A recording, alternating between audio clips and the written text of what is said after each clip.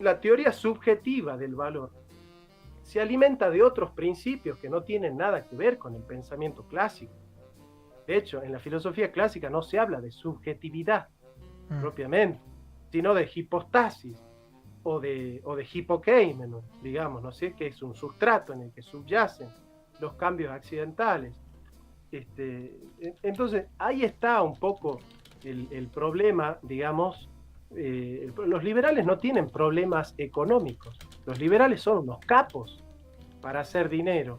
El problema es que ellos no saben que esa forma de hacer dinero es injusta, porque no tienen desarrollado un pensamiento ético a la luz de la filosofía realista, sino que la ética del liberalismo tiene como plataforma el voluntarismo de Duns Scotus y el cognitivismo de Guillermo de Ockham, que son los padres de la modernidad.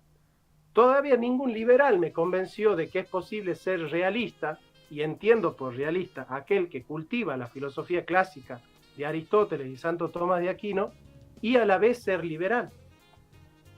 O no es tan realista, o no es tan liberal. ¿Qué es lo que le demostró Dante a Gabriel Zanotti? Si vos sos liberal y conservador, o no sos tan liberal, o no sos tan conservador. Pero no son compatibles estas dos tradiciones. La filosofía es la única disciplina que se pregunta por sí misma. La filosofía es una búsqueda reflexiva, crítica y racional acerca de los primeros principios de una manera autónoma. ¿Cuál es el sentido del ser? ¿Por qué hay entes y no más bien el puro ser o la nada? ¿Qué es la nada y el ser? ¿Por qué hay cosas? El conocimiento como medio para el conocimiento como fin. La filosofía solo busca saber la verdad en todas las esferas de la verdad. Penetrar a lo profundo, trascender a lo eterno, remontarse a lo metahistórico.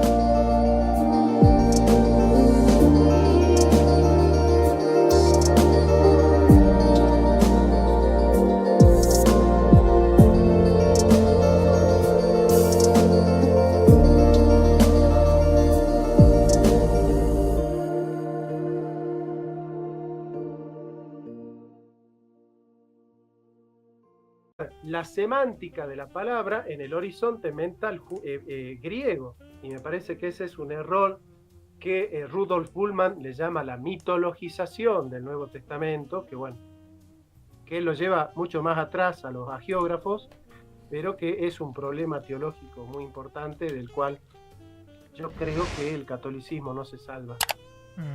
No, y para qué hablar ahora, pues la actualidad, ¿cierto?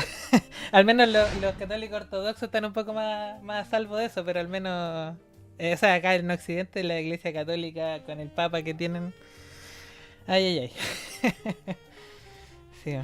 En fin. Bueno, tú has hecho una crítica bien pronunciada a lo que es la modernidad y lo mencionas con una relación con el liberalismo, pero ¿no crees que inicia con el pensamiento protestante este inicio de la modernidad? ¿Puede ser o no? Lo que pasa es que la ética protestante es el espíritu del capitalismo. Por eso lo mencioné. Es decir, al no entender los límites de la fe, los protestantes han querido armar una filosofía preñada de los principios de la revelación. Claro. Y los principios de la revelación no están hechos para hacer de ellos un proyecto filosófico político. Todo lo contrario. El proyecto bíblico tiene como finalidad erosionar la petulancia de la sabiduría humana a la luz de la locura de la predicación, como lo dice 1 Corintios, por ahí estaba buscando mi Biblia, 1 Corintios capítulo 1 del 18 en adelante. Entonces, yo creo que los protestantes se equivocaron cuando trasladaron los principios de la religión a la filosofía sin entender que son sedes que proceden con metodología distinta. Entonces, evidentemente, la filosofía moderna es la secularización de la teología de Lutero. Esto es así, yo en el curso que empiezo este miércoles a dictar voy a desarrollar efectivamente esta verdad y lo voy a probar, voy a mostrar el texto de Kant y voy a mostrar el texto de Lutero y voy a decir acá Kant es luterano, voy a mostrar el texto de John Locke, de Thomas Hobbes, de Malthus, de Adam Smith, que todos son protestantes, dicho sea de paso. De hecho, Malthus era pastor presbiteriano. Y voy a mostrar cómo la filosofía moderna es, el filósofo moderno es hijo del pastor luterano. Sí. Como lo dice Nietzsche en el Anticristo, ¿no? Nietzsche ya explica eso en el Anticristo. Sí. Sí. Lo que sucede, claro, es que tú hiciste un video en el que le explicabas a Laje que no podía ser austriaco y conservador, que eran como cosas distintas. Claro. Y aristotélico, no podía ser, ¿cómo era? Clásico y neoclásico a la vez, ¿cierto? Exactamente. Pero cuando uno es liberal clásico y se embulle por Hobbes, por Adam Smith y todo, tú te das cuenta que ellos eran profundamente conservadores al mismo tiempo que liberales.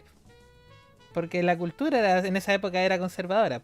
De hecho, Adam Smith, el libro que más se le conocía en su tiempo era La teoría de los sentimientos morales. O sea, obviamente era más importante la parte moral que la parte económica. De hecho, en esa rama del conocimiento del estudio de la ciencia económica no existía antes. Aparte de lo escolástico, claro. Cuando yo digo conservador, no lo digo desde una lectura ambigua o desde la vaguedad semántica donde cualquiera cabe en conservador. Yo le llamo conservador al pensamiento clásico, aunque en realidad yo no hablo de conservador, hablo de filosofía clásica. Perfecto. Es decir, la filosofía clásica tiene un modo de proceder. El modo de proceder de la filosofía clásica es un pensamiento orgánico. Es un pensamiento que trata de establecer principios a través de los cuales entender todas las relaciones humanas. Es el pensamiento orgánico, ¿no? De la comunidad organizada, del eje vertical en la justicia, donde la justicia siembra, arroja su influjo en todas las relaciones humanas. Pero, por ejemplo, yo no conozco a ningún liberal que diga, bueno, no, el Estado debe crear leyes justas para que regulen. Fíjate que la palabra regular no es controlar. La palabra regular viene de regula, que significa regla. El Estado tiene que crear reglas claras para que los contratos y el comercio se den en el ámbito de la justicia. Y nosotros, los de tercera posición, cuando el Estado crea reglas objetivas y justas para regular objetivamente y razonablemente el mercado, eso no significa que el gobernante tiene que controlar cada aspecto que sucede en el mercado, sino que el Poder Judicial, que supuestamente debería ser autónomo con respecto al Poder Ejecutivo, debe bregar, ¿no es cierto?, para que esas interacciones intersubjetivas que se dan en el seno del mercado, lo hagan en el seno de la justicia. Y a eso nosotros le llamamos justicia social. Es la sociedad que en el intercambio de bienes, fruto de que los bienes son escasos, necesitan ser intercambiados, pero a la vez los bienes económicos también deben ser útiles para ambas partes. Entonces, para nosotros debe estar prohibido un intercambio en el cual uno gana en detrimento del otro. Porque si uno gana en detrimento del otro, eso en algún momento va a generar un vaciamiento en la economía, ¿no? Una ruptura en la comunidad organizada, donde los que menos tienen cada vez van a tener menos. Entonces, esa injusticia social, fruto de que la ley no pueda regular, repito, de la palabra regula, que significa establecer reglas claras y objetivas,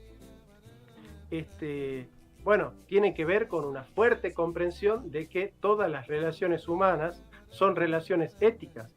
Lo curioso de aquel que en economía piensa como austríaco, pero en moral piensa como clásico, es que supone que en todos los ámbitos de la vida humana se debe tener un criterio moral, menos en la economía. Entonces, en la economía la usura no es pecado, en economía no pueden haber contratos injustos, ya que la única cualidad por la cual un contrato es justo para el liberalismo es que sea libre.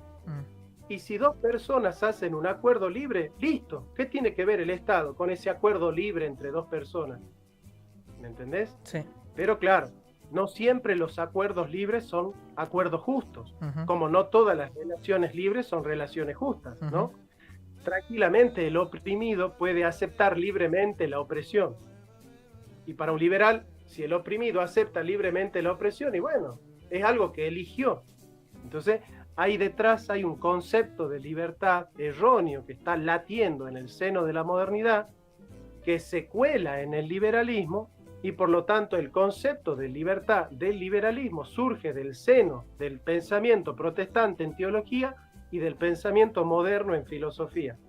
Entonces vos no podés decirme que en el aborto, en la ideología de género y en la lucha cultural sos clásico y aristotélico, es decir, tenés un principio de filosofía orgánica, pero en la economía sos moderno, como si la economía fuese un instrumento o un etos totalmente aislado de la vida humana.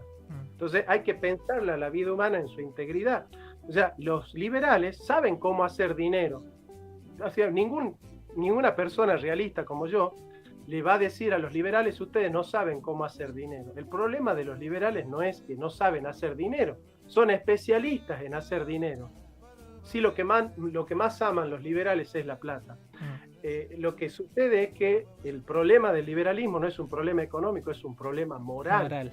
Es un problema antropológico, es el concepto de hombre que está teniendo el liberalismo, el concepto de ética, cómo funciona la ética en el hombre ligada con la antropología y con la metafísica.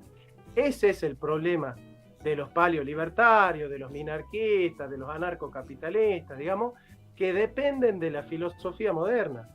Y el problema es la filosofía moderna. O sea, el problema es que la filosofía moderna se edificó bajo prejuicios que no tienen nada que ver con una observación detenida, minuciosa, detallada y desapasionada de la realidad.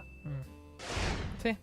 O sea, son productos, claro, como bien dices, del pensamiento liberal. Al final eso, y el pensamiento liberal presupone varias cosas. Al final... No hay filosofía, no hay liberalismo sin filosofía moderna. Y no hay filosofía moderna sin base protestante. Por eso vos fíjate que en el fondo, la mayoría de los liberales que dicen, los países católicos son pobres. Sí. En el fondo los liberales son beberianos.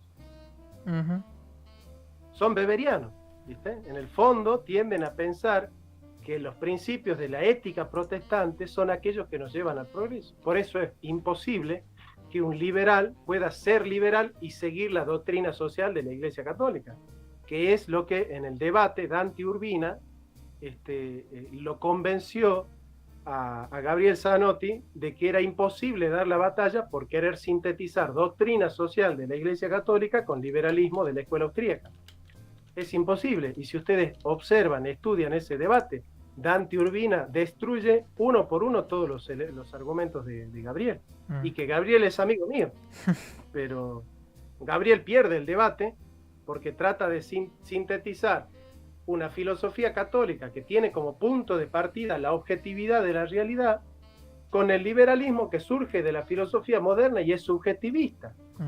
La teoría objetiva del valor tiene que ver con un punto de vista objetivo en una filosofía realista.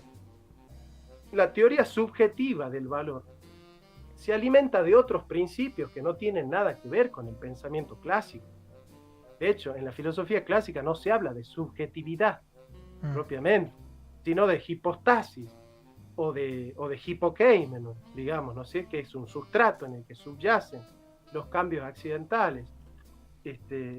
Entonces, ahí está un poco el problema, digamos. Los liberales no tienen problemas económicos, los liberales son unos capos para hacer dinero. El problema es que ellos no saben que esa forma de hacer dinero es injusta, porque no tienen desarrollado un pensamiento ético a la luz de la filosofía realista, sino que la ética del liberalismo tiene como plataforma el voluntarismo de Duns Scotus y el cognitivismo de Guillermo de Ockham, que son los padres de la modernidad. Todavía ningún liberal me convenció de que es posible ser realista, y entiendo por realista aquel que cultiva la filosofía clásica de Aristóteles y Santo Tomás de Aquino, y a la vez ser liberal. O no es tan realista o no es tan liberal. ¿Qué es lo que le demostró Dante a Gabriel Zanotti?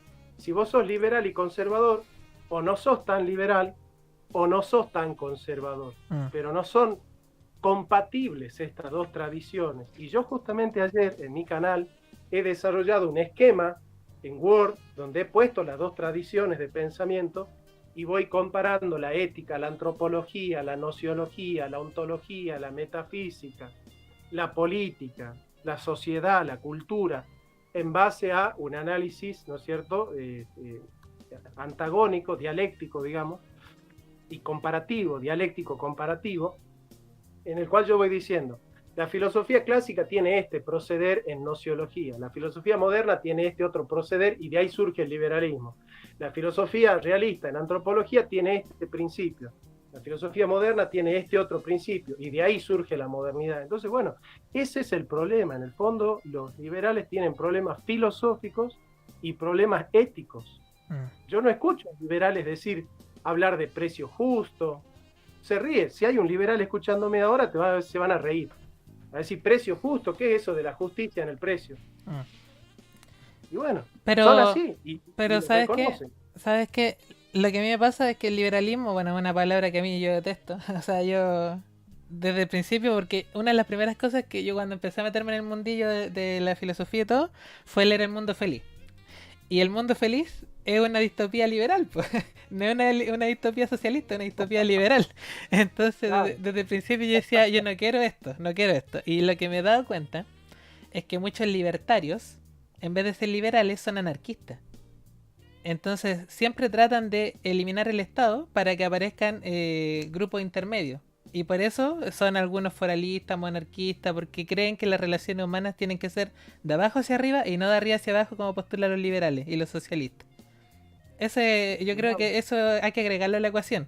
Porque, claro, estamos de acuerdo que los liberales son, aparte de los creadores del Estado moderno, son los que han estado generando las sociedades desde que, sobre todo en Hispanoamérica, ¿para qué hablar? O sea, lo que vinieron haciendo los jacobinos, ¿cierto? Con estos procesos de independización y de república, que al final nos tienen fragmentados hasta el día de hoy. Todo esto viene con esta mentalidad de que desde arriba se puede dirigir hacia abajo, sin tomar en cuenta las relaciones humanas. Y lo que... No. Te escucho. No, que lo que dicen los libertarios muchas veces sobre el precio justo es que el mercado al final son relaciones humanas y que nadie es capaz de entender todo lo que está implicado en las relaciones humanas. El que a alguno le guste el helado de frutilla y al otro el helado de menta, eso va a depender de las vivencias de cada individuo. Y no hay nadie que pueda determinar ese conocimiento. Es el postulado de la escuela austríaca. Claro. Que en realidad toda la información dispersa se sintetiza en el precio. Claro. El precio es la objetivación de la información dispersa. Pero no, o sea, lo que pasa es que el liberalismo de la escuela austríaca no puede hacer costos. Digamos, no hay ningún liberal de la escuela austríaca que haga costos. No. Nosotros, los de tercera posición, somos especialistas en hacer costos. Pero entonces, por ejemplo, nosotros sabemos cuánto está el barril de petróleo. Claro, pero por ejemplo, cuando ocurrió lo de la carne, lo que pasó en Argentina, que la carne le salía muy cara y de pronto el gobierno estabilizó el precio y ofreció una carne para el pueblo, que era al final pura grasa, ¿cierto? Esa noticia dio vuelta al mundo porque en Argentina son conocidos por la carne. Y de pronto que el argentino tuviese que acceder a ese tipo de carne por esta fijación de precio y el mercado negro que eso generó, fue un ejemplo más de que la fijación de precios no es el camino. No, pero una cosa es fijar precios y otra cosa es regular los precios. Por eso yo te digo, una cosa es controlarla, la economía. Controlarla significa que el gobierno con su criterio controla todo lo que sucede. Claro. Con los precios, pone los precios. Claro. Eso es marxismo. Claro. No, la tercera posición no dice que el gobierno tiene que poner los precios. Tiene que regular, tiene que crear reglas claras, ¿no es cierto? Nosotros segmentamos consumo masivo, consumo selectivo, consumo premium. Entonces vamos segmentando y vamos dando porcentaje. Nosotros no nos metemos nunca con el stock, porque nunca vamos a pedir que un empresario venda por debajo del costo. Pero yo, ¿cómo voy a saber si el margen es excesivo si no hago costos? Mm. Pero es que ¿Entiendes? ese costo va a depender del día. Por ejemplo, y al precio barril que tú mencionas, ustedes son productores, ¿cierto? De gas y petróleo y todo, pero nosotros no, somos importadores de petróleo.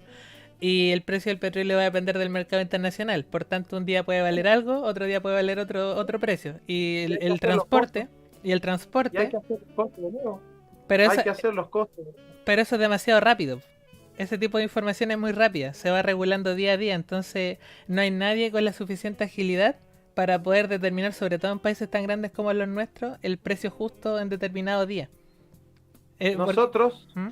nosotros en el último gobierno nacional justicialista, sobre todo en el primer gobierno de Néstor Kirchner y parte del primer gobierno de Cristina Kirchner, hemos podido realizar esa maniobra a través del mejor secretario de Comercio que tuvo la Argentina, que se llamó Guillermo Moreno. Uh-huh.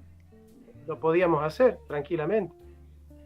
Por eso la Argentina pudo crecer a tasas chinas y tuvimos superávit fiscal y superávit gemelo, superávit de exportación.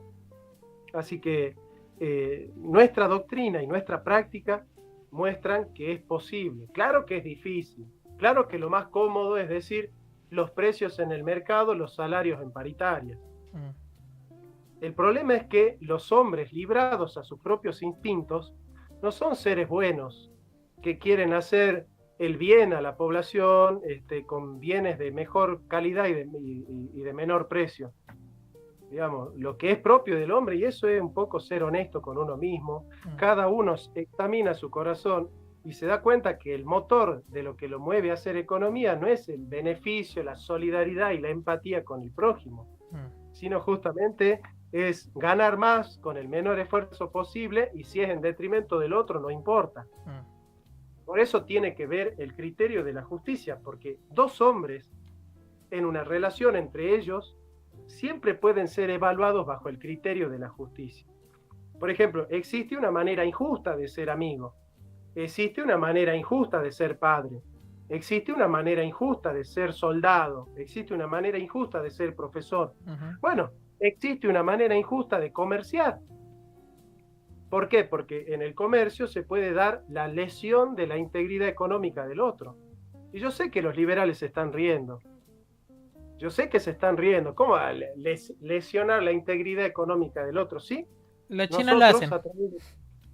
¿Cómo? Los chinos lo hacen porque se pueden permitir el perder plata, ya que están sostenidos por el Estado. Pueden hacer estas jugadas de poner precios artificialmente bajos para destruir la empresa local y luego instalarse. Bueno, ahí tenés. Ahora, bajo el esquema del laissez-faire, laissez-passer, dejar hacer, dejar pasar, ¿sabés qué es lo peor que están haciendo los libertarios, liberales, paleoliberales, neoliberales, todo la mar en coche esta que vos juntás 3 liberales y hay 6 escuelas? Es que le están haciendo el juego a los globalistas.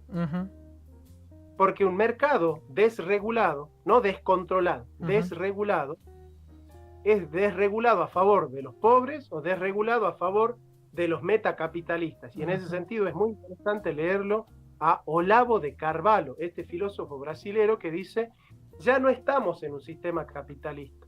Yo lo lamento mucho, pero ya no existe el capitalismo. Ahora existe el metacapitalismo. ¿Qué significa? Que hay magnates de la economía que crean las reglas del juego para que las jueguen los que están debajo de las reglas, pero como ellos están por encima de las reglas, ellos pueden jugar en la economía al margen de las reglas que ellos mismos han creado. Y eso es a lo que nosotros le llamamos globalización. La globalización no se puede sostener porque hay dos problemas en la concepción del Estado. Un Estado raquítico no se puede enfrentar con la globalización. Ahora, un Estado totémico tampoco, porque un Estado totémico marxista oprime al pueblo. Un Estado raquítico es la expresión del liberalismo.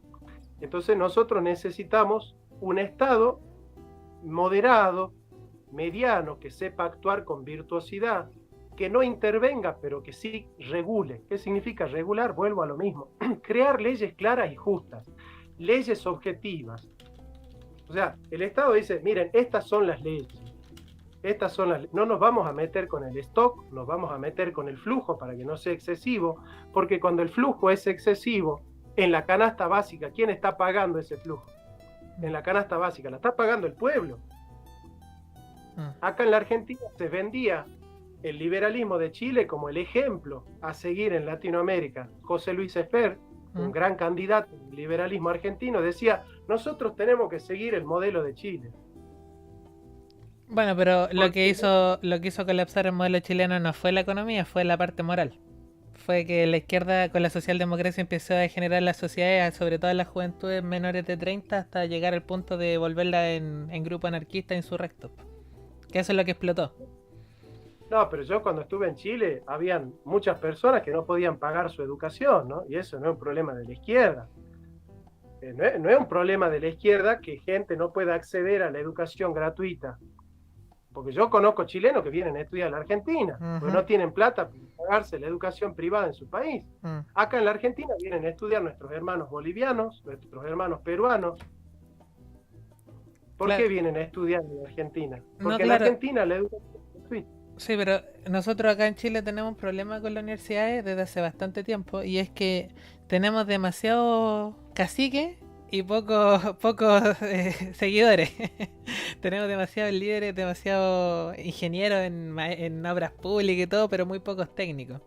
Entonces, lo que se da es eso, que lo que más cotiza en las empresas son técnicos, y que no hay pocos, y los ingenieros sobran. Es un problema. Es un problema del sistema. El sistema, cuando unos crecen en detrimento de otros, es un sistema injusto, que a la larga nunca es sustentable. Un sistema donde las relaciones económicas están libradas a la suerte de contingentes, donde unos ganan en detrimento de otros. Ahí se está viendo un poco distorsionada la imagen, eso sí. A ver.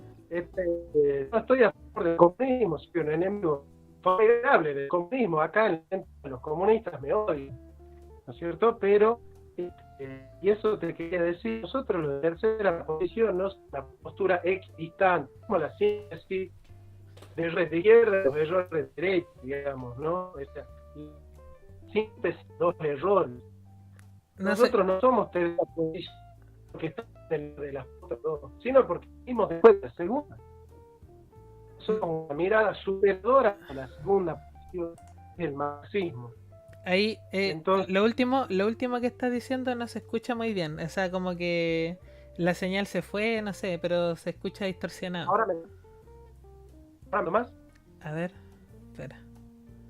¿Ahí me escuchas?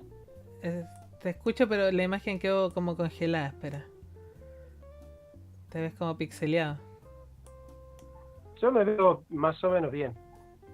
¿Y yo cómo me escucho para ti? ¿Me escucho como la voz distorsionada? No, me escuchas perfecto. Qué raro. Es que te escuchas distorsionado un poco. A ver. A ver. Que revise conexión. Sí, por favor. ¿Ahí cómo me escuchas? Ahí se escucha un poco mejor. Ah, perfecto. Sí, ahí sí. Un poco mejor. A ver ahí. Ya, parece que se escucha algo mejor. Sí. Bueno. Ya. Nada, te decía eso, que la tercera posición es tercera, no porque está en el medio de las otras dos, sino porque viene después de la segunda. Es decir, nosotros no somos la síntesis, somos medio marxistas y medio liberales. Somos una tercera posición, tenemos un punto de partida totalmente distinto al liberalismo y al marxismo, porque justamente liberalismo y marxismo son dos caras de la misma moneda, porque pertenecen al pensamiento dialéctico de la modernidad. Y nosotros estamos rompiendo con esas falsas dicotomías.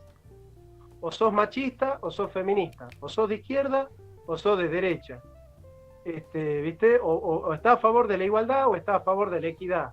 O pensás esto o pensás lo otro. Sos conservador o sos progresista. Todas esas son falsas dicotomías creadas por la modernidad, y un filósofo que ha explicado muy bien todas estas falsas dicotomías es Chesterton. Justamente Chesterton decía, no caigan en estas falsas dicotomías. Y Edgar Morin, el autor del Pensamiento Complejo, dice justamente, pensar en dicotomías, como que si no sos de izquierda, tenés que ser de derecha, es una manera de no pensar. O sea, como que si yo no importo las categorías europeas y no pienso como piensan los europeos, porque izquierda y derecha surge en la Revolución Francesa, te cuento, ¿no? Ujú. Y de hecho, cualquiera que sepa un poco de historia se va a dar cuenta que Inglaterra nunca se desarrolló a través del libre cambio. Inglaterra se desarrolló proscribiendo la ley de cereales y con miles de leyes, interviniendo en el Estado, en la economía, con proteccionismo estatal. Mm. Ahora, ¿por qué entonces nosotros, los cipayos hispanoamericanos, creemos que el libre cambio es el progreso? Si Inglaterra nunca prosperó a través del libre cambio, porque Richard Cobden ha creado el mito para Hispanoamérica de que el libre cambio es la senda del desarrollo. Mm. Entonces nosotros los hispanoamericanos queremos seguir una receta que ni los mismos piratas han seguido. Mm. Entonces es muy interesante esto, ¿no? Porque se dice, no, la Argentina fue potencia mundial en la época de Alberdi. Alberdi era liberal en lo político, pero no era liberal en lo económico. Mm.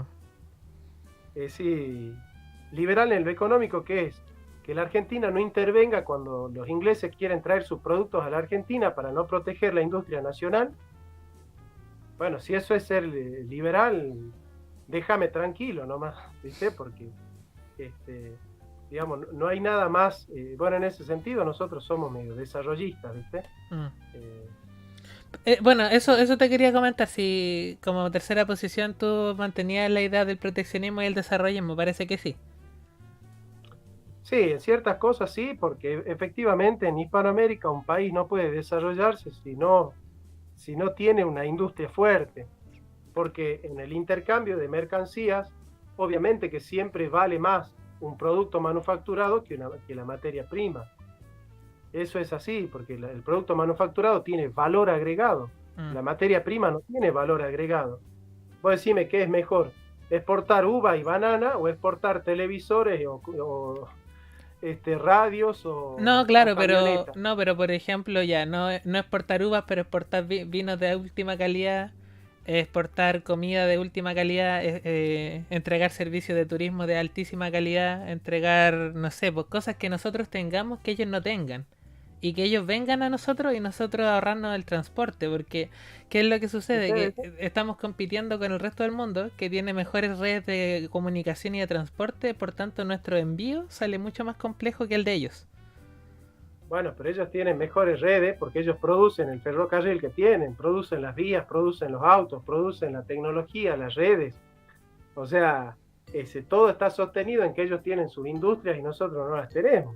Claro, pero mira, te voy a poner dos ejemplos. El primero es Alemania, que producía autos, ¿cierto? Pero ¿qué pasó cuando empezaron a tener todos los alemanes su autito? Se vieron en la obligación de hacer que los alemanes renovaran su auto. Y les dan préstamos flexibles para que se endeudaran y fueran renovando siempre el auto, cosa que es imposible sostener en el tiempo porque si no su industria colapsa. Al no tener una demanda en el exterior, necesitan de su pueblo consumiendo los autos y eso no se puede sostener infinitamente. No, pero para eso está en economía la obsolescencia percibida. Van creando nuevos modelos, van generando nuevas demandas. Claro, pero eso no se puede sostener infinitamente. O sea, sobre No, todo ahora que están impulsando esto en la economía circular, ese tipo de industrias enfocadas en autos va a colapsar. Y lo otro que te quería comentar, que otro fenómeno que están sufriendo los países del mundo industriales, sobre todo en Occidente, es que están compitiendo con los chinos que tienen mano de obra esclava, prácticamente. claro. Entonces, un chino que le están pagando $1.50, $2 al día, versus una persona que le tienen que pagar 15, 20, no hay competición posible. O sea, ellos te pueden destruir tu industria fácilmente. Porque están dispuestos a perder. Están dispuestos a perder. Eso una empresa de Occidente no se lo puede permitir. Y bueno, pero ¿quién le puede decir a los chinos que eso es injusto? ¿Bajo qué criterio? Claro. Claro, pero por eso te menciono que el desarrollismo no sé si sea la salida para nuestros países en estas circunstancias. En estas circunstancias lo veo complicado. Lo que debiésemos hacer como países debiese ser potenciarnos en lo que somos buenos y en los que somos únicos. En lo que no nos pueden imitar, que son los espacios, las cosas que producimos, etcétera. Cosas que ellos no pueden hacer porque no lo pueden hacer simplemente. No pueden llevarse la cordillera, ¿cierto? La cordillera lo Andes a China, no pueden. Nosotros entonces tendríamos que potenciar eso. Vos querés que Hispanoamérica crezca exportando vino de alta calidad, por ejemplo. ¿Qué pasaría si vos querés exportar vino a Inglaterra? ¿Lo tenés abierto al negocio en 2 días? ¿Sabés cómo funciona en Inglaterra la cosa? No, pero ahí hay que ver, pues, por ejemplo, Francia, Estados Unidos, habría que ver dónde están los mercados. Pero el punto es, o sea, si queremos imitar a los chinos, tenemos que estar dispuestos a tener 30 años de pérdida, tener mano de obra esclava, hacer trabajar a los presos, etcétera, tener condiciones inhumanas para poder imitar un producto de mala calidad como fue el de los chinos durante mucho tiempo. Y después, después de eso, pensar en ser competitivos con el área de los transportes y comunicaciones, que no manejamos, nosotros no tenemos esa logística. Sí, el problema es cuando la Argentina, en la época cuando Latinoamérica, Hispanoamérica, en la época del sistema ICI, industrialización por sustitución de importaciones, de la guerra mundial, bueno, la Argentina, el mismo Paraguay. ¿Vos sabías que Paraguay es el primer país hispanoamericano en industrializarse en el siglo XIX? Tenía una industria de armas tremenda. ¿Y sabés qué pasó? Los liberales que tenían sede en Buenos Aires, a través de la guerra de la Triple Alianza, destruyeron el Paraguay. ¿Por qué? Porque Inglaterra necesitaba algodón barato, porque había perdido el algodón del sur de Estados Unidos, que ya se había independizado. Entonces dijo Inglaterra, nosotros necesitamos algodón barato. ¿Dónde hay algodón? En Paraguay. Che, pero en Paraguay está Francisco Solano López. Él no quiere libre cambio con nosotros. Él quiere gravar impositivamente el intercambio de productos con nosotros. ¿Por qué? Y porque nosotros tenemos industria y ellos también. Entonces ellos no nos necesitan a nosotros. Bueno, entonces hablaron con Mitre y Lord Stranford, George Canning, hablaron con Mitre y le dijeron a Mitre, bueno, Mitre, anda y abrí el Paraguay a cañonazo.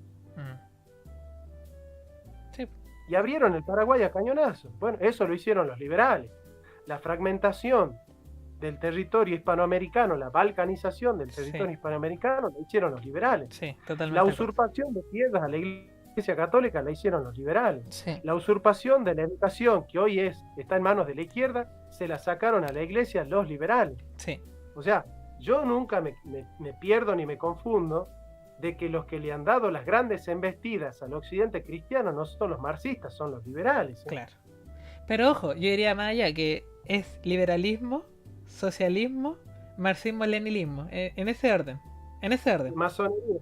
Sí. Pero que trabajan todos juntos, ¿no? La masonería necesita la instalación de los principios liberales y de los principios socialistas. Sí, sí. Pero lo que sí me parece curioso que el peronismo se embulle de lo que fue el fascismo, ¿cierto? Y el fascismo también viene del socialismo. No, el peronismo es la expresión política de la doctrina social de la Iglesia. No, el fascismo no cree en la comunidad organizada, porque cree en las sociedades intermedias, pero organizadas del bloque del Estado, de arriba para abajo. El fascismo organiza la comunidad de arriba para abajo. La comunidad organizada es independiente del Estado. Para Perón, los sindicatos tienen que ser autónomos del gobierno de turno. Claro, ahora, ¿por qué yo me dejé de llamar peronista? Aunque soy de tercera posición, dejé de llamarme peronista. ¿Por qué? Porque Perón, en la doctrina, hermoso. Pero en la práctica los sindicatos eran el brazo izquierdo de Perón, ¿no es cierto? Espejo, por ejemplo, era el brazo izquierdo político de Eva Perón. Entonces yo prefiero ceñirme a la doctrina de la tercera posición, a la doctrina social de la Iglesia, y no tanto defender al gobierno de Perón, porque en algunas cosas el gobierno del general Perón es indefendible. Así que yo, para no tener que dar tantas explicaciones, y alguien me dice, no, vos no puedes ser peronista porque Perón hizo esto y esto y lo otro, Perón habrá hecho lo que quiera, a mí me importa la doctrina. Como también en el cristianismo, yo defiendo la doctrina de la Biblia, no defiendo todo lo que hizo la Iglesia. Claro. Yo para ser cristiano no tengo que cargarme la historia de la Iglesia. Claro. Y bueno, si yo quiero ser justicialista, no tengo por qué cargarme la corrupción de Perón. Claro, no, sí, totalmente. Bueno, acá igual cuando fue el periodo de la UP con Allende también tuvimos problemas con los sindicatos. Pues de hecho eso fue lo que más destruyó la economía chilena en esos tiempos. Que los sindicatos se armaban y tomaban el poder de las fábricas y empezaban a cerrar porque hacían huelga y se la adueñaban. Pues. Entonces, bueno, Sí, en fin. contame, ¿Salvador Allende era de tercera posición o estaba más, era socialista, ¿no? Estaba con Fidel Castro. Sí, mira, lo que pasa es que la historia de Chile, sobre todo en el siglo XX, fue principalmente tercera vía. Casi todo lo que es Corfo, todo lo que son los sistemas de apoyo a la empresa, el desarrollismo que hubo en el siglo XX era tercera vía, por donde lo mires. Había la influencia del partido nazi era muy grande en Chile. Un nazi, no sé, me acuerdo si era heterodoxo o ortodoxo, pero que no era racista, ¿ya? Pero el punto está en que tenía como la misma idea de los nazis del desarrollismo que tenían ellos, con patrón trabajo y cosas por el estilo. Pero eso terminó con la llegada de Allende, que fue una vuelta al socialismo, y que terminó después con esta idea liberal no, pues, de Chicago, que trajeron los Chicago Boys, ¿cierto? Y que luego mutó en una socialdemocracia que se mantuvo los últimos 30 años hasta colapsar ahora. Esa es la historia de Chile en las últimas décadas. No, por eso yo les digo, ¿sabes cuál es el orgullo que tenemos nosotros en la Argentina? ¿Mm? Que cuando terminó la Segunda Guerra Mundial quedaron dos bloques que fueron los que ganaron la guerra. Claro. El bloque soviético y el bloque yanqui, digamos, ¿no? Claro. Capitalista, comunista. Y Perón dijo, yo no me voy a alinear con ninguno de los dos. Mm. Eso es de una astucia tremenda. Claro, yo tengo un amigo que me dice, ¿qué va a ser astuto? Quedar al margen de las dos potencias del mundo. Perón dijo, no, estas dos potencias están equivocadas. Una potencia porque piensa en el individualismo y otra potencia porque piensa en el colectivismo. Y nosotros entendemos que el individuo tiene que abrirse a la comunidad sin perder su libertad. Por eso habla de la función social de la propiedad privada, fíjate vos. Y ese tema pertenece al seno de la doctrina social de la Iglesia. Entonces, cuando Perón construye la doctrina nacional justicialista, es una doctrina profundamente criolla, que nace del seno del pueblo hispanoamericano. Entonces vos fíjate que ese cipallaje mental de que nosotros tenemos que pensar en política según lo que dijo el último inglesito de moda, el último pirata, o el último francés, me parece que nosotros en Hispanoamérica podemos crear algo propio, un sistema de pensamiento, un sistema político que parta de las relaciones, de las pulsiones existenciarias y culturales y hasta, te podría decir, históricas de nuestro pueblo hispanoamericano. Eso te iba a preguntar, ¿eres hispanista, cierto? Sí, sí, claro, sí. Sí, acá bueno, nosotros tenemos este problema que ustedes también van a tener luego, que es ustedes lo van a tener con la RAM, pero nosotros lo tenemos con la CAM y la UAM. Y claramente la forma de combatir ese discurso que están impulsando, ese relato que trata de balcanizar aún más nuestros países, es con el hispanismo, creo yo. Bueno, pero no es un discurso, el hispanismo es una realidad. Sí, pero es una realidad que está vetada de las escuelas, que la gente no conoce. Nuestra historia comienza en el 73, ni siquiera en el 1810 acá en Chile. No, nada que ver, o sea, no se sabe nada de lo que ocurrió en el 1500, 1600, 1700, nada. Es totalmente un periodo oscuro de nuestra historia, muy poca gente la conoce. Yo te voy a utilizar el concepto de raza, pero de manera sociológica, no de manera biológica, si se me entiende, ¿sí? Nosotros somos la última raza. La raza criolla es la raza más joven de la historia. Y nosotros tenemos una articulación ontológica fundamental. Tenemos una misma lengua, tenemos una misma raza, tenemos una misma religión, tenemos una misma cultura, tenemos un mismo pasado, tenemos un mismo territorio, tenemos un mismo destino. Sí. Nosotros los hispanoamericanos todos juntos somos invencibles. El tema es que a nosotros nos convencieron de que para ser de izquierda tenemos que seguir a los del Mayo francés. Claro. Y para ser derecha tenemos que seguir a la Ilustración. Claro. Fíjate vos que la única manera de ser civilizado para la izquierda y la derecha es ser europeo. Y por ejemplo, Sarmiento, vos fíjate que para el griego, bárbaro era el que nacía fuera de Grecia, ¿verdad? Ujú, Así como para el romano, el bárbaro es el que nace fuera de Roma, ¿verdad? ujú. Para Sarmiento, bárbaro es el que nace en la Argentina, el gaucho, el criollo. El Y guaso. civilizado es el que viene de Inglaterra. Mm, Fíjate vos, y ese es el padre de nuestra educación. El padre de las escuelas argentinas es un tipo que sostenía que si vos nacés en la Argentina sos bárbaro y si venís de Europa sos civilizado. claro, claro. Bueno, en algún momento yo hablo con mis compañeros hispanoamericanos y les digo, che, pero nosotros ¿qué hacemos la O con un vaso? No tenemos la capacidad nosotros de pensar, de crear unas categorías metafísicas, metapolíticas. Los invito a leer al mejor filósofo que tuvo Hispanoamérica, que se llama Nimio de Anquín, El ser visto desde América. Filósofos importantes de talla como Gadamer y Heidegger admiraban a este filósofo Nimio de Anquín, cordobés. Y nosotros andamos buscando lo que dice el último francesito de moda. Mm, Por eso yo les digo a los liberales, no se engañen, las doctrinas de los piratas no son para emancipar a los pueblos. mm, La doctrina que han hecho los piratas es para esclavizar a los pueblos. mm. Entonces construyan categorías propias. No, yo soy minarquista, ¿eso de dónde viene? ¿De Perú? No, yo soy anarcocapitalista, ¿esa doctrina de dónde nace? ¿En Bolivia? Claro. Entonces dejemos de joder. Vamos a crear categorías propias, vamos a pensar por nosotros, dejemos de hacer la O con un vaso. Dejemos de hacer la O con un vaso y pensemos por nosotros mismos. Porque los yanquis no crean categorías para emanciparnos, ¿eh? Mm, Los yanquis nunca han creado categorías emancipatorias de los pueblos hispanoamericanos. No, es que hay que leer historia, hay que leer la doctrina, el plan Cóndor.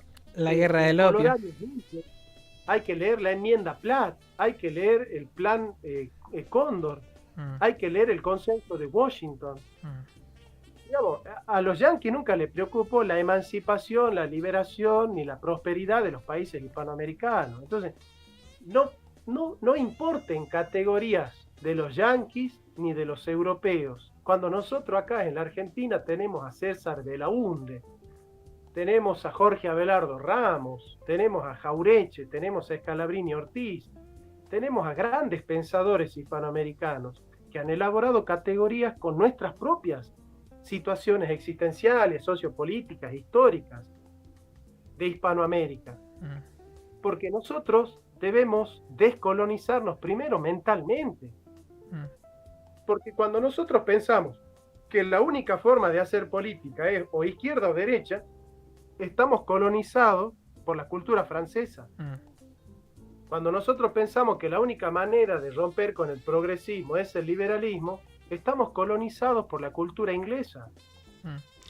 Entonces, nosotros tenemos que romper con estos esquemas, con estas falsas dicotomías, porque en el fondo el problema del hispanoamericano es que está colonizado por el eurocentrismo. Está colonizado por esas categorías según la cual... A ver, yo te pregunto a vos, ¿vos estudiaste la historia desde otro punto de vista que no sea historia antigua, historia medieval, historia moderna, historia contemporánea? No, esa es la que te Y enseño. todo el mundo Sí, se estudia historia y filosofía con esta categoría. Bueno, claro. la historia antigua es la historia del esclavismo. ¿Dónde hubo esclavitud? En Grecia, Europa. Sí, La Edad Media es la edad del feudalismo. ¿Dónde hubo feudalismo? En Europa. sí.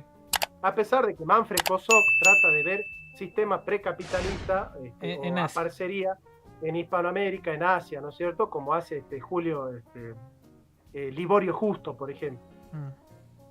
Pero cuando nosotros utilizamos Edad Media para pensar en Hispanoamérica, no tenemos categoría. Yo soy profesor de historia. Cuando yo estudié historia, ¿saben qué materia estudié yo la historia de los incas, los aztecas y los mayas? En prehistoria, hermano. En prehistoria. Pero te lo juro por Dios. Te lo juro por Dios. Te saco la libreta y te muestro ya nomás que en primer año se estudia la historia de los incas, de los aztecas y de los mayas en prehistoria. ¿Qué significa? Que la historia la trajo Colón. Claro.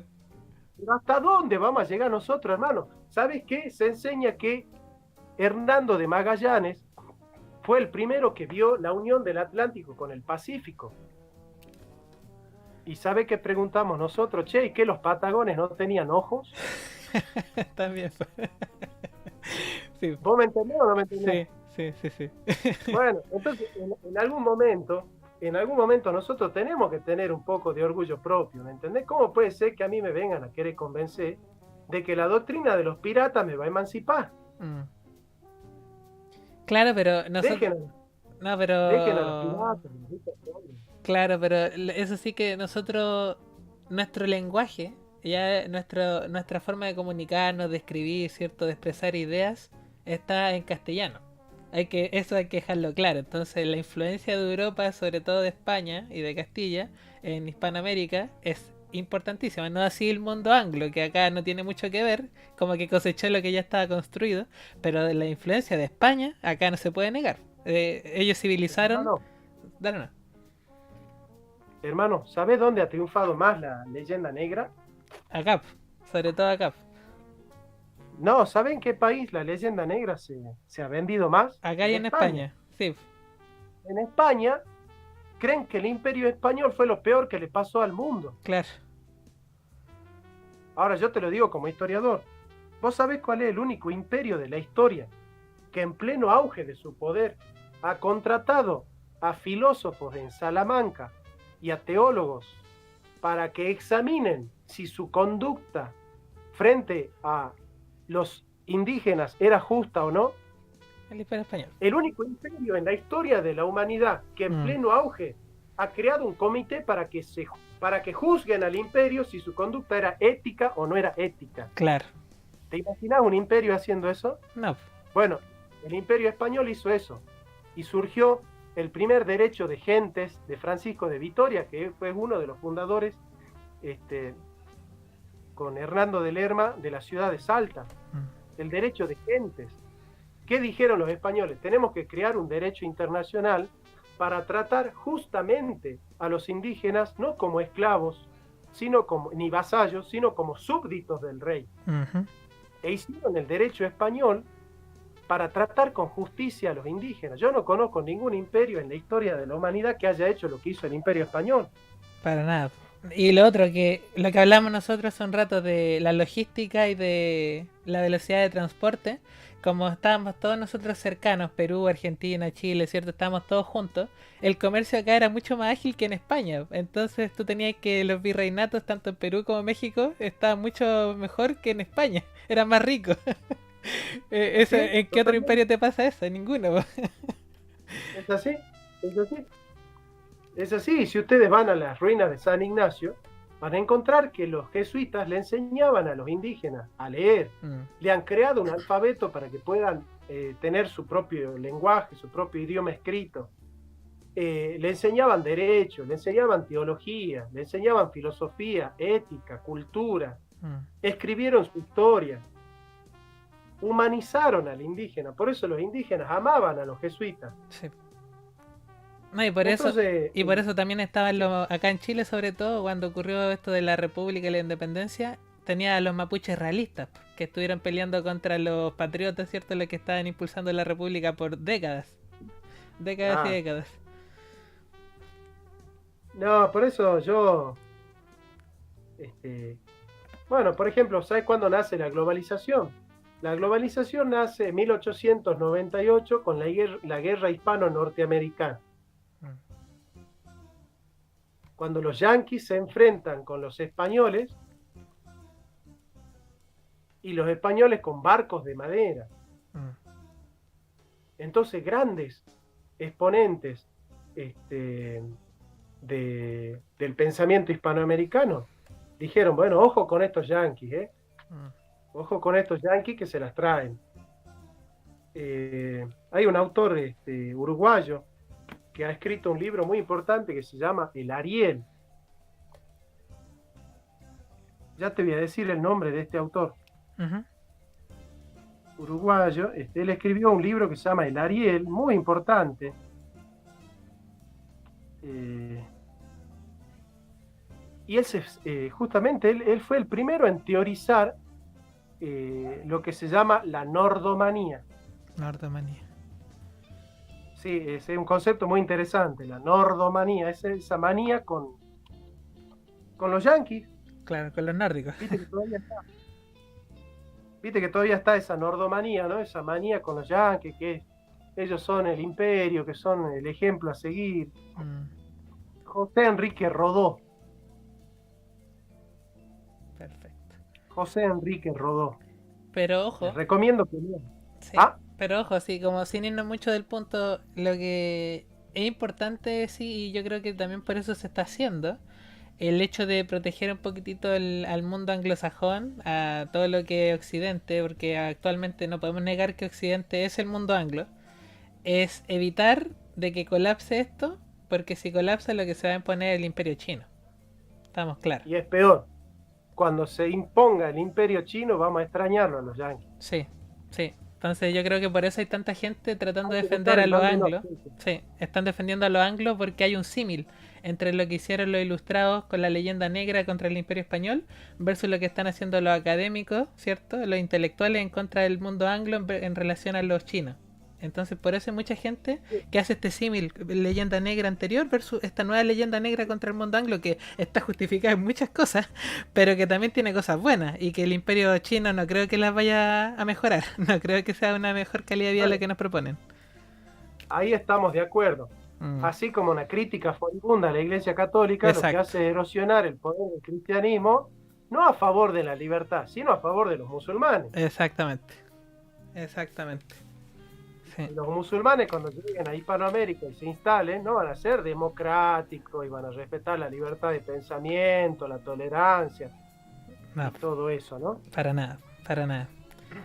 En fin. Estamos de acuerdo, mira, en este punto, esta manera de pensar, estamos de acuerdo, mira. Sí, es que como te digo, cuando tenemos en común esto del hispanismo, hay varias cosas que se pueden tejer sobre eso, pues ya luego cómo se maneja el Estado y todo ese tipo de disputas que ya son en el ámbito que a ti no te gusta, pero en la parte moral, cultural, yo creo que hay harto nexo, ¿cierto? Hay varias cosas en común que se pueden construir. ¿Sabes cómo nos llaman los liberales acá en la Argentina?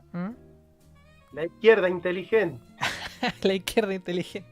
Bueno, yo te lo planteé antes de empezar el directo, de que yo prefiero 1000 veces que la persona que está al frente, ¿cierto?, sea este tipo de izquierda, ¿cierto?, en vez de esta gente loca, descerebrada que tenemos en los grupos POM y todo eso. No. Muchas gracias por existir.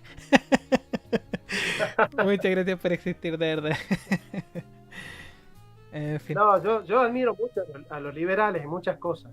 Por ejemplo, entre un Estado prebendario que se basa en la componenda, ¿no es cierto?, y en la corrupción, que beneficia a la clase política en lugar de al pueblo, entre un Estado clientelar a favor de la casta política y un gobierno liberal, yo voy a decir algo que le va a molestar a muchos. Yo prefiero el gobierno liberal. Si me dan a elegir, yo elijo el gobierno liberal. Sí. ¿Por qué? Porque por lo menos el gobierno liberal no le va a robar el gobernante a los pobres. Claro. O sea, esa es la postura que se tiene, pues, de que es un dulce demasiado tentador, ¿cierto? El tratar de quitarle más plata a la gente para redistribuirla. Porque cuando empieza la distribución, ¿qué impide que metan la mano en la caja? Y eso es lo que ocurre. A mí me gusta un concepto de Milei. Él dice: las manos de los políticos son muy porosas. Claro. O cuando habla de las filtraciones. ¿Es así? No, yo en ese sentido le reconozco, ¿no? Le reconozco al liberalismo, porque aparte el capitalismo es la única manera de desarrollarse. Si nosotros no seguimos las reglas del capitalismo, no nos desarrollamos, ¿no? Porque solamente se desarrolla un país a partir del motor del sector privado. El Estado nunca genera riqueza. El Estado no está hecho para generar riqueza.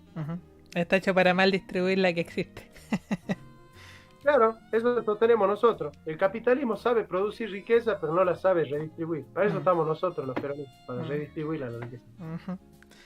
Bueno, estimado, ha sido una charla súper entretenida, súper completa, y me gustaría darte el último espacio como para que vayas cerrando ahí tus últimos minutitos. Bueno, te agradezco mucho, realmente la altura, no solo académica, sino la calidad humana que tenés vos, a pesar de que no nos vimos el rostro, es decir, no nos pudimos humanizar, como diría Ismael Levinas, ¿no? El rostro humano. Claro. A pesar de esto, estuvo presente la calidad y la calidez, eso lo rescato y lo agradezco. y los invito a todos a participar del curso de filosofía que estoy desarrollando a partir de este miércoles que viene, de 19 a 21 horas Argentina. El curso se llama Filosofía y Cristianismo, y para contactarse conmigo nos escriben a cursofilosofíajcr@gmail.com. Perfecto. Ahí nos estaremos viendo entonces, cursofilosofíajcr@gmail.com, y empezamos este maravilloso curso donde vamos a estudiar las relaciones entre los primeros cristianos y la filosofía griega, catolicismo y filosofía medieval, protestantismo y filosofía moderna, New Age y filosofía postmoderna, así que va a ser muy, muy interesante. Sí, se escucha súper interesante, la verdad. Muchas gracias, estimado, por tu participación, y muchas gracias a la gente del chat. Espero que el programa les haya gustado y nos vemos la próxima. Cuídense mucho. Chao, chao.